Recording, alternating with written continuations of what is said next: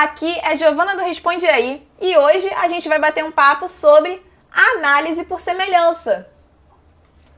Caramba, você já parou para pensar como é que testam um avião, uma embarcação muito grande, um equipamento muito grande? Será que projetam e aí já vão direto e fazem?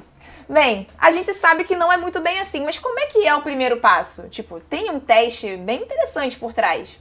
Então, a gente vem de um modelo, faz um modelo menor e depois faz um protótipo. Então, parte de uma coisa pequena e vai para uma coisa maior, certo? Ok, até aí beleza. Mas como é que isso é feito? É mágica? Será que é regra de 3? Espero que não, senão os aviões já tinham caído tudo. Enfim, a questão é a seguinte. Para fazer esse tipo de coisa, para a gente partir de um modelo e ir para um protótipo, para uma coisa maior, uma coisa que seja utilizada, que seja grande, a gente faz análise por semelhança, também conhecida como similaridade, certo? A análise por semelhança ou similaridade é uma técnica utilizada para a gente partir do pequeno e ir para uma coisa maior, de um modelo para um protótipo. E aí existem, nesse sentido, tipos de semelhança. Certo? Vamos estudar esses tipos de semelhança que existem. Bom, existe a semelhança geométrica, que é a semelhança das dimensões. As dimensões elas estão relacionadas por um fator de escala. Então você tem uma coisa pequenininha e aumenta, mas ela aumenta na mesma proporção, né, em todas as suas dimensões. Um exemplo disso são as maquetes, certo? As maquetes, né, que a gente vê aí nos museus, a gente faz na escola, são um tipo de semelhança geométrica. Bom, aí depois de semelhança geométrica tem a semelhança cinemática.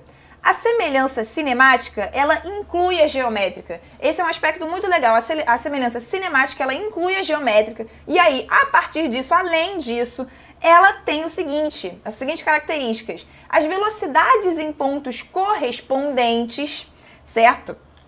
Em pontos que se correspondem aí pelas dimensões, elas se relacionam, ou seja, não só as dimensões estão relacionadas, como as velocidades também, certo? E aí, também, além disso, existe, em relação ao modelo e ao protótipo, existe o mesmo regime de escoamento, né, do fluido quando a gente trata de semelhança cinemática. Beleza, essa é a semelhança geométrica, essa foi a semelhança cinemática, mas agora a gente vai ver um caso que é mais visto em mecânica dos fluidos, que é o tipo de semelhança chamado semelhança dinâmica. A semelhança dinâmica, ela inclui a geométrica, ela inclui a cinemática, não é que a gente não goste da geométrica e cinemática, a gente gosta, mas a dinâmica, ela inclui essas duas e vai além. Ela faz o seguinte: a característica dela é que as forças em pontos correspondentes se relacionam. Então, geométrica é questão da dimensão, cinemática, de comprimento, né? A cinemática é questão da velocidade, né, em relação ao comprimento, em relação ao tempo. E agora aqui a gente tem as forças, certo? As forças se relacionando. Bem, como é que funciona isso daqui então, né? Esses 3 tipos de semelhança que são os principais. A semelhança dinâmica, ela inclui, né, que é representada pelo desenho, ela inclui a cinemática e inclui a geométrica. Agora, é importante notar que a semelhança geométrica não garante que tem semelhança cinemática, mas a semelhança cinemática garante que tem semelhança geométrica. E a semelhança dinâmica garante que tenha a cinemática e tenha a geométrica. Então, ela herda as propriedades, certo? Bom, a semelhança dinâmica, também conhecida aí como a semelhança completa. Por quê? Porque, né, como ela engloba a cinemática, a geométrica e a dinâmica, essa é chamada, então, esse conjunto é chamado de semelhança completa aqui na mecânica dos fluidos. Bom, a semelhança completa, ela é a mais desejada que todo pesquisador quer encontrar no do seu modelo e do seu modelo para o seu protótipo. Por que isso? Porque tem todas essas características que dá para relacionar. Mas, como é que a gente consegue relacionar isso? Eu falei no começo que não era uma regra de 3 necessariamente, mas como a gente relaciona?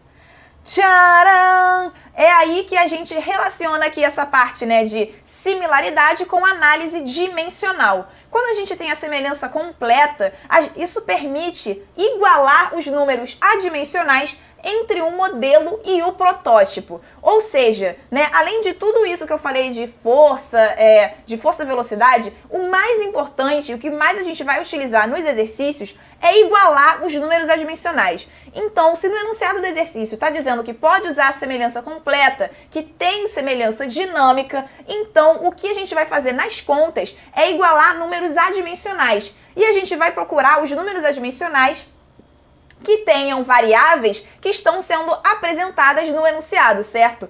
Por exemplo, vamos dar aqui um exemplo. A gente tem aqui um exemplo de Reynolds e um exemplo de Freud. Quando a gente tem, então, a semelhança completa, o nosso número a gente pode igualar, por exemplo, o número de Reynolds do modelo com o número de Reynolds do protótipo. Repara que para cada questão a gente vai ver qual número adimensional a gente pode igualar, certo? Porque cada questão pode tratar de algum tipo, né, de escoamento tal diferente, beleza? Bom, no caso do Reynolds, o que a gente vai fazer? ρVD sobre μ vai ser igual a ρVD sobre μ do protótipo. Do modelo vai ser igual ao do protótipo, certo? O que isso daqui mostra? Isso daqui mostra que o número de Reynolds na semelhança completa tem que ser igual, o que não significa, por exemplo, que os fluidos têm que ser iguais. Estão vendo? Tem aqui, ó, viscosidade do modelo, viscosidade do protótipo. Então, a gente pode fazer um modelo com ar a gente pode fazer um modelo com um líquido e depois aqui um modelo com outro líquido, certo? A gente pode fazer um modelo com gás, fazer um modelo aqui e o protótipo com outro gás. O que importa é a gente igualar os Reynolds. E o que acontece? A partir do momento que a gente muda o fluido, né? Ou seja, a gente muda a massa específica e a gente muda a viscosidade por causa da mudança do fluido, o que acontece? Essas outras variáveis, velocidade e diâmetro, elas vão ter que variar e de que forma? Através dessa forma aqui. Então, não é simplesmente uma regra de 3 que é testado o avião, mas é através desse tipo de coisa. Esse é o primeiro passo, né? Para igualar os números adimensionais. E a gente verifica nos exercícios quais são os números adimensionais adequados a se comparar. Beleza? Bom, e aí? Bora praticar? Esse vídeo te ajudou? Responde aí.